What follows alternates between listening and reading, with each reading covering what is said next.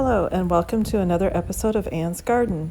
Today I'm going to talk about renovating a garden bed and getting dahlias ready to overwinter. Let's get started.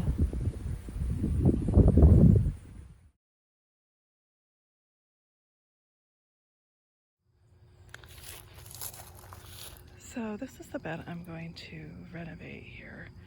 It's been here several years and it had random things in it. It had lilies, which have faded and aren't blooming nearly as much. I've got a rhubarb plant here down toward the bottom, and a peony up by the compost bin. But mostly what it had were weeds, lots and lots of weeds, lots of perennial weeds, lots of weeds that seeded madly, and it became a big mess. So I've pulled everything out except the rhubarb here at the bottom and the peony up by the compost bin. I replanted some of the lilies that were still in good shape. I got them marked off there with some stakes. And now and here on the right, all that green, those are grape hyacinths. They'll bloom in the spring, but they always green up in the fall as well. So I've left them. And now I'm going to do what some people call sheet composting. It's also sometimes called lasagna gardening.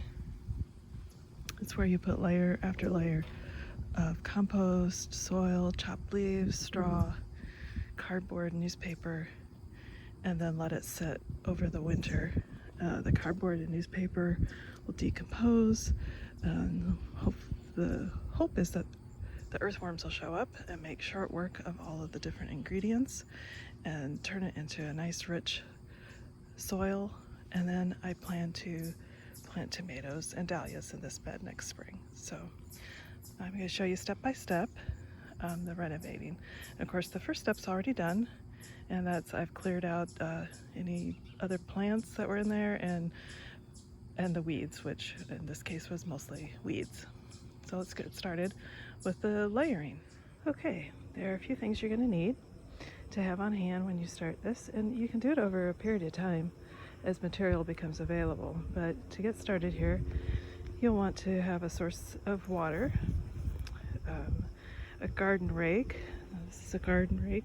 I don't use it for a huge amount of tasks, but for this kind of task, which is spreading soil through the bed, this is the perfect tool. You'll need lots of cardboard or newspaper, probably more than you think you'll need. Some box cutters to cut it to size. I'm adding some garden soil and some cow manure. This is composted manure. You don't want to put hot manure that hasn't been composted in your garden. It's a bad idea. It'll have a lot of weed seeds in it. I also have some little bales of straw I'm going to use. Of course, if you have a compost bin, you can use the finished compost from that bin. Unfortunately, I don't have a very large bin and I don't have much right. The other thing I'm going to do is, as the fall progresses, I'm going to keep breaking up and chopping up leaves and keep adding those to the top until they stop falling, until winter comes. And then everything will sit over the winter and decompose. So let's get started with the first layer.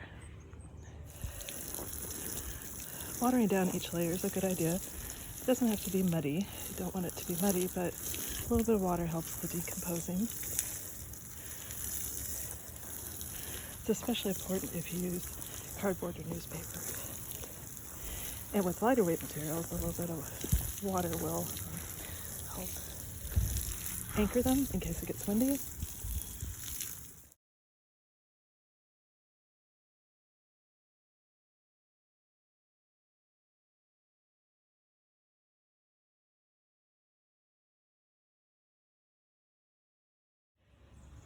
Next up is a layer of straw.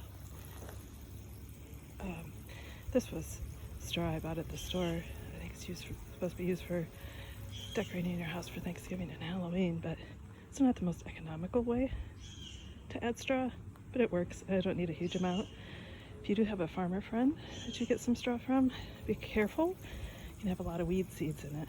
And I'm going to actually layer this under my cardboard to help prevent any weeds from coming up. So let me get this spread out and then move on to the cardboard.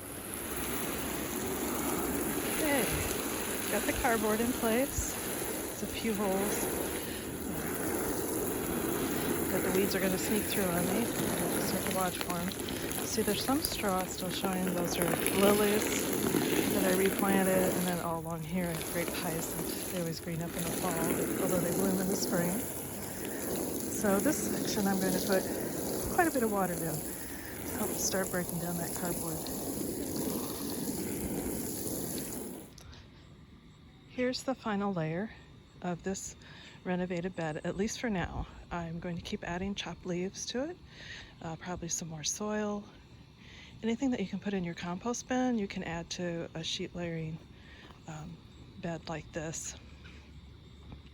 There's no recipe for what to add or how much to add. It's kind of a case of add whatever you have. Take use of what you have in your yard, what's available to you in your part of the country.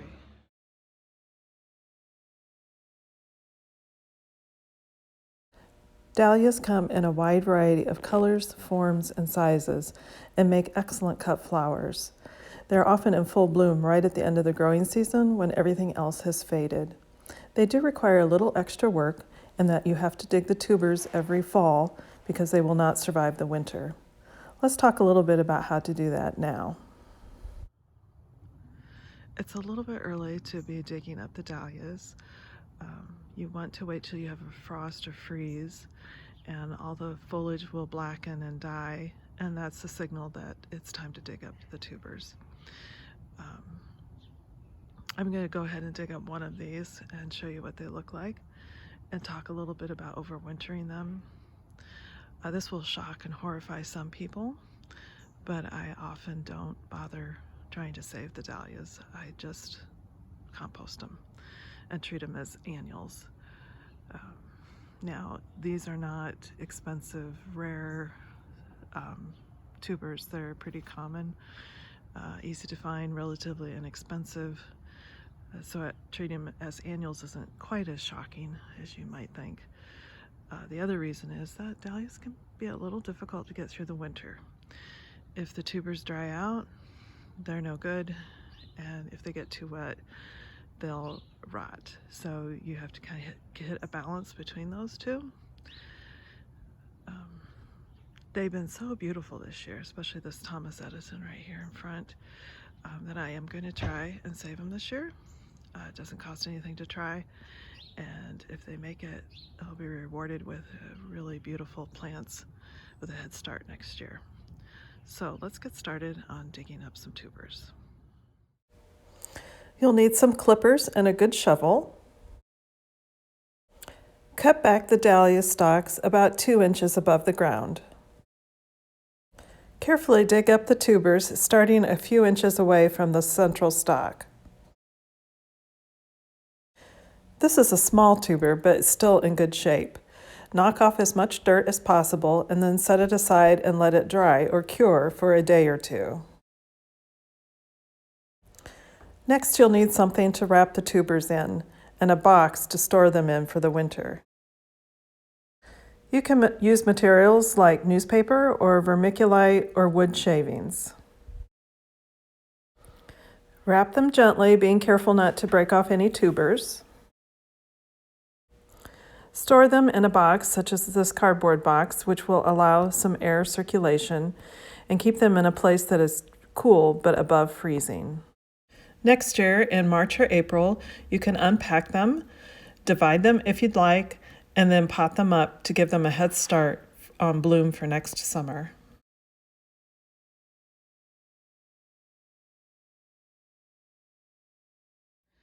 As the nights grow colder and the days don't warm up as much, the growing season slows down. And when a frost or freeze comes along, that calls a halt to the growing season altogether. So before that happens, go out in your yard and pick as much as you can from your garden. Doesn't matter if the buds aren't fully open yet, go ahead and pick them now. They're not going to open later with this colder weather. In the winter, the question now becomes, now what? You can't cut flowers anymore out of your cutting garden. You can, of course, turn to your houseplants. A living green will really brighten up a house. You can turn to potted plants that are flowering, such as orchids, African violets, Christmas cactus. There'll be, especially after Christmas, you'll start seeing a lot more forest bulbs.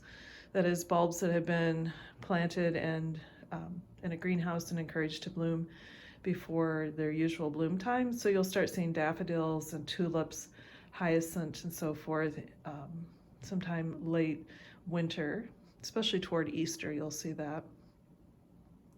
So that can all add some color and life to your home. The other thing that you could do, of course, is grocery store flowers. You'll find lots of bouquets at the grocery stores and various other stores around town. I'm not really a fan of the mixed bouquets. There are usually one or two flashy flowers and then a lot of filler. I would suggest instead that you purchase alstroemerias, which are here in the background, or carnations. I'm going to show you now how I make bouquets with a single sleeve of grocery store flowers, as I call them. They'll come in these plastic sleeves like this one. I've chosen carnations. These small carnations are really a great value. They last a long time in a bouquet, and they're actually really pretty too. Okay, here I am with the stems and out of the sleeve. As you can see, they're quite long. And I'm going to start cutting them down to just these individual stems. And I'm going to take off this real small bud. That one's not likely to open. But one like this, even though it's very green, that could very well open. That's one great thing about carnations, is that they will keep opening after they've been cut and really make your bouquet last a long time because of that. So like with any bouquet, any kind of flower, you're going to want to eliminate any leaves that might be below the surface of the water, because the leaves will ruin the water and make your bouquet a lot less, last a lot shorter time. So now this one's not probably going to open up. It might a little bit, but it's probably not. But I'm going to leave it on there because it adds a little bit of contrast and color to the pink. So just keep snipping them off. This one is going to come off. Now, these are going to make pretty short bouquets. Again, I've said this before, that's kind of my favorite bouquet because you can stick them in all kinds of places. On a bedside table, by the kitchen sink, on a coffee table. They just work out real nice. So just keep cutting them down. Not worried too much about that they're equal length yet. We'll take care of that in a minute. Sometimes you can get 2 or 3 small bouquets out of this. Usually I find at least a couple, one a little longer stemmed and one of the real short stems, because sometimes the stems break and they come out kind of short. So just keep cutting. You don't have to use the really green buds. You can use them as some contrast if you want. And like I said, some of them are going to open. Not the ones that are real tiny, but this one, it's worth a try. Might very well open. So, and of course you can add them in separately. You don't need to leave them on the stem. This one I'm going to. So just keep cleaning up the stems. Now, there's a lot of myths and stories and tales about what to add to the water to make a bouquet last longer. I've heard things like putting a penny in the vase, an aspirin, 7-Up or Mountain Dew. If you have used one of those and they work for you, great, go for it. I generally don't add anything. Sometimes you'll get little packets of flower food with your bouquets, and those do help, but clean, fresh water usually is the best for any flower. And some flowers tend to dirty or foul up the water quickly. I found that with dahlias they do, so they benefit from having the water changed pretty regularly. Okay. Of course, there are some flowers that require special treatment. Definitely not carnations here, but like if you have lucky enough to have delphiniums, they have a hollow stem, and so what a lot of florists will do is turn that stem upside down, the flower, so the stem's on the top, and pour water into the hollow stem, and then add it to the vase. I'll even plug that up a little bit. I haven't run into that very much. The other thing, like with dahlias, there are a variety of methods for preparing them. Conditioning is what it's called when you prepare flowers for cutting before you actually add them to the bouquet. I've heard burning the stems with a match. What I do is put them in hot water and let the hot water cool, and that seems to help extend them a little bit. So I've got a variety of small vases here because, as you can see, these are pretty small. So I'm not sure which ones I'm going to use. Just as kind of try it out. I tend to like small, compact bouquets. So this will be a good base for the stems that are shorter. This one's a little too long.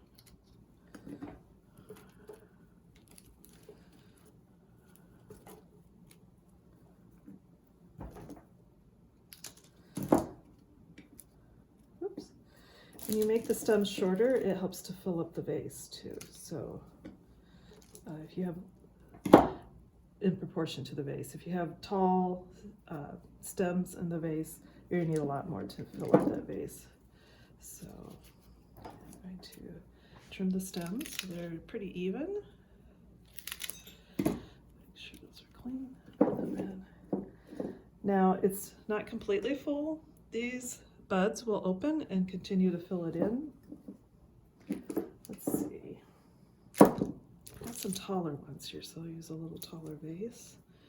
Some of these taller stems. Just kind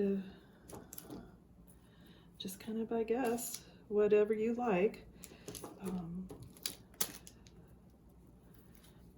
then I kind of measure it, kind of see how short to cut them, put them in. Again, I've got a lot of buds in this one. It should fill in pretty nicely, pretty quickly. There's a couple of extras. Put them here.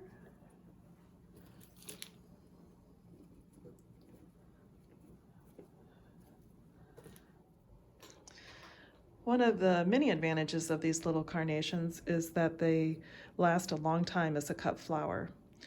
These little bouquets should last about 7 to 10 days with nothing more than some fresh water a couple times.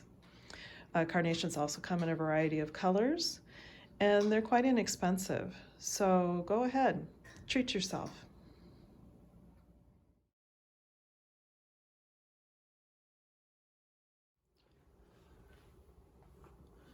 I have two books today to talk about. The first one is called Dahlias. It's by Naomi Slade. And believe me, if you were ever in doubt about whether or not to grow dahlias, this book will convince you that you need to grow dahlias. It's almost a coffee table book, and that it's not real detailed instructions on how to care for them, but boy, is it going to inspire you to try some of the many varieties out there. They will also talk about each variety in terms of how big it gets, whether it's good for cutting, how well it grows. Just a really fun book to go through and plan your next garden, because boy, you'd turn your whole cutting garden over to dahlias and not be disappointed. This next one kind of defies classification. It's called Life in the Studio by Frances Palmer. And Palmer is a pottery artist. She makes these gorgeous vases. So she talks a lot about her process, about her pottery. There's a lot of creative inspiration and how she finds her creativity. A a lot of pictures of her, very unusual. Some of them are very unusual, really beautiful. But it also has things like recipes, more in her beautiful vases and pots. And toward the back here, she talks about some of her inspiration, and a lot of it is from her garden. And she talks a lot about how she grows her flowers, just all kinds of beautiful things. She even has tips on how to plant them. Here's her section on dahlias. She's a big fan of dahlias. It actually has some really good tips on how to grow them and how to store them over the winter. So this is just a great book to look at, both for her beautiful pottery, but also for her garden tips. And if you're a cook, there's some great looking recipes in here too. Just a real fun book to spend some time with. So as always, I'll have information about each of these books in the description below, because both of these books are going to be worth looking at, especially this winter when the garden shuts down and it's time to start planning next spring.